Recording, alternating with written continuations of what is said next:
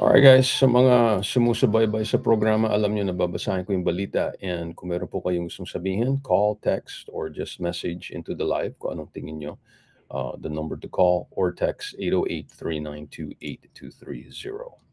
Alright, pinag-usapan na po natin to a few months ago. I think I remember.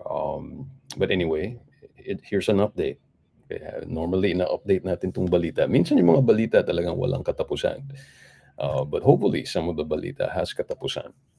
Anyway, the headline goes like this: House bill allowing online voter registration for overseas Pinoys okayed on the second reading.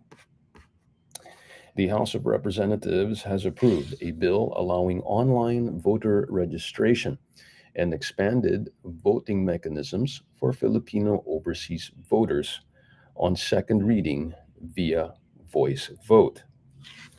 House Bill 10178, or the Overseas Electronic Registration and Voting Act, expands the registration and voting methods available to overseas Filipino voters by including online registration and voting through available technology as the Commission on Elections, or the COMELEC, may deem appropriate.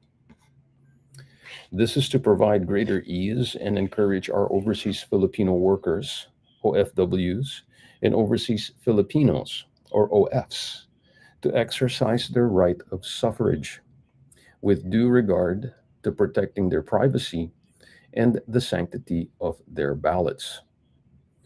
That's according to OFW party list lawmaker Marisa Magsino, the principal author of the measure. In her sponsorship speech, Magsino said there tends to be low voter turnout among overseas voters due to considerable physical distance between the overseas voters' workplaces or residences and the embassies where they can register and cast their vote, as well as the changing work location of Filipino seafarers. Half the battle is won, and I consider this a victory for our overseas voters. We have been fighting for so long for this. We expect our colleagues in the Senate to pass the counterpart bill. That's according to Magsino. Based on Comelec records, there were at least 1.6 million registered overseas Filipino voters eligible to vote in the 2022 national and local elections. But of this number, only 600,000, or 35.5%, were able to cast their vote. The low voter turnout of overseas voters is a case of electoral disenfranchisement, regardless whether of voluntary or involuntary nature. The call for easing the process of registering and casting a vote has been there for quite a while. The Comelec already said that it is eyeing to implement online voting for overseas Filipinos for the 2025 elections. But last February, the Comelec found the two bidders, Indra Soluciones Tecnologías de la Información, SLU, and We Are IT Philippines Incorporated, ineligible due to incomplete submissions of documentary requirements. Magsino, however, said that the Comelec's plan to implement internet voting underscores the urgency of the approval of her proposed bill. The measure will provide a solid statutory basis for the Commission's current and future undertakings on internet voting, as well as securing budgetary support for the purpose. Moreover, House Bill 10178 will allow internet voter registration, which the existing law does not provide. Likewise, Magsino said that her measure will not compromise the integrity of the elections. I have personally attended demonstrations of technology providers and have observed the rigorous bidding process for the online voting and counting system, or OVCS, for the 2025 elections. We are assured by the COMELEC that underlying the OVCs are safeguards, mechanisms, and protocols that will guarantee efficiency, security, and confidentiality of the voters' personal information, the integrity of the ballots, auditability of election results, and transparency of the process. So anong tingin nyo guys on the second reading na to? Do you think it's better? Mas madali pa kayo? Kaya boboto ba kayo kung pwede ng online? Yan ang pinag-uusapan natin mga kaibigan. Good thing, bad thing, great thing. Punto kontra punto tayo.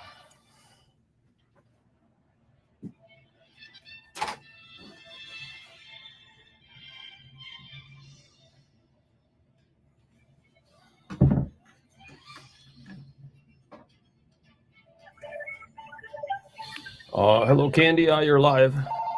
Paring OJ. Yes, paring OJ. What do you think of this, sir? Hindi yata masyadong maganda yan. Oh, why not, sir? Kasi, unang-muna, kita mo naman yung number ng mga eligible voters lang. Mababa na, di ba? Katulad pa rin ng dati. There must be a reason why. Ngayon, isa pa, kung i-compare mo nga dito sa Amerika, we never did have any online voting. It's always by mail. Tama. Ang ating postal system dito, very efficient even though you are over. But they never implemented using voting by online. Kaya meron na namang laman yan. That's why it's on the second reading. And I think it's gonna take a long time to pass the Senate.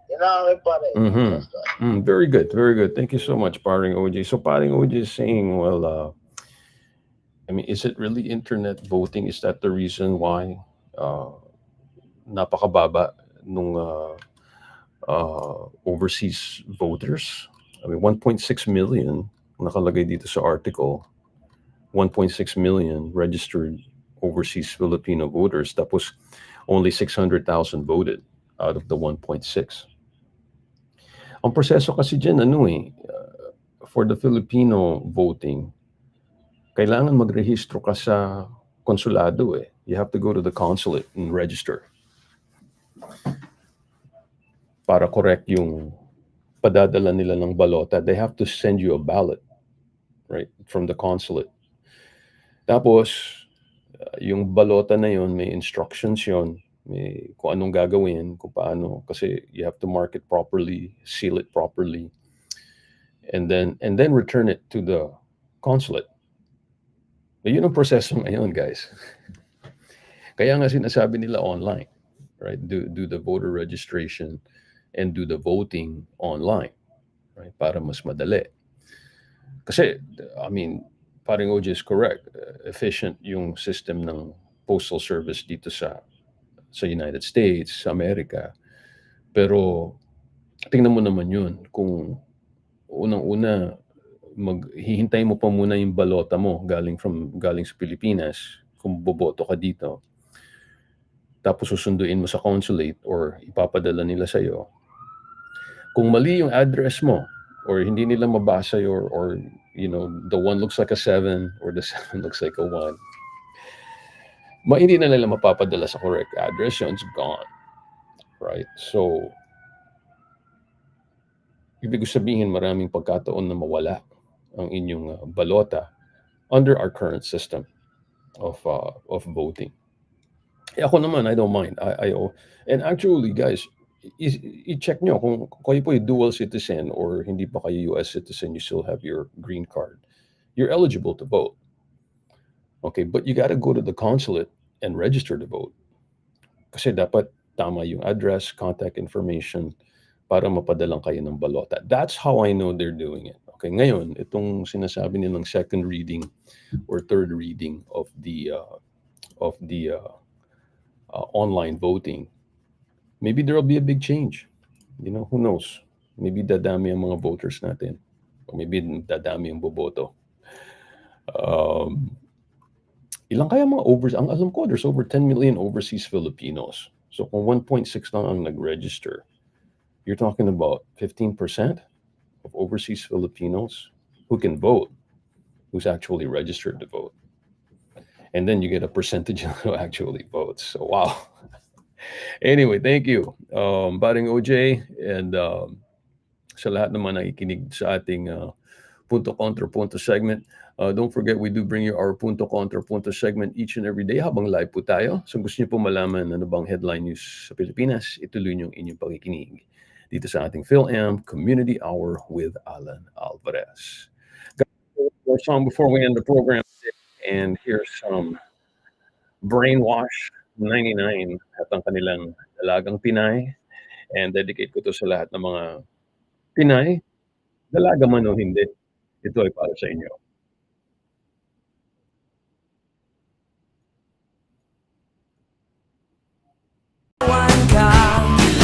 Dahil sa iyong ganda, mga kano'y napapanganga, diba?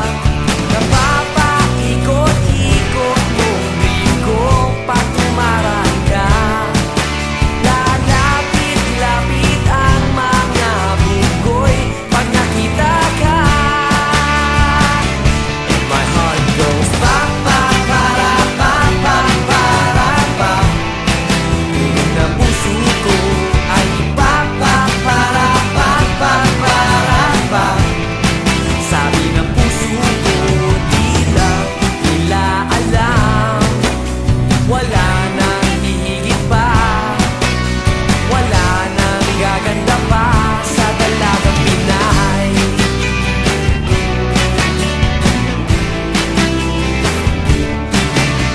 Ika'y kakaiba, diba? Walang katulad mo, sinta. Mahinhin kong tumorma, malambing ang kilos mo. Grabe, hindi kita pagpapalit kahit ano. Mestiza o chinita man, sa Pinay pa rin ako. And my heart goes pa-pa-para-pa-pa-para-pa. Tulog na puso ko, pa-pa-para-pa-pa-para-pa. Sabi ng All right, guys, puso that's it for me. Thank you so much for tuning in. Stay tuned for Through the Bible right after this program. We got Adding Brian taking you home on this medyo basa na Monday afternoon. Any questions about the show, guys? Tawag lang po kayo. Kaya mag-text sa 808-392-8230. 808-392-8230. Here is your thought for the rest of the day. Either you run the day or the day runs you. That's from Jim Rohn. Mga kaibigan, and that's your thought for the rest of the day. Ito po si Alan Alvarez, nagpapaalam. Nagpapasalamat at nagsasabi na mabuhay ang Pilipino.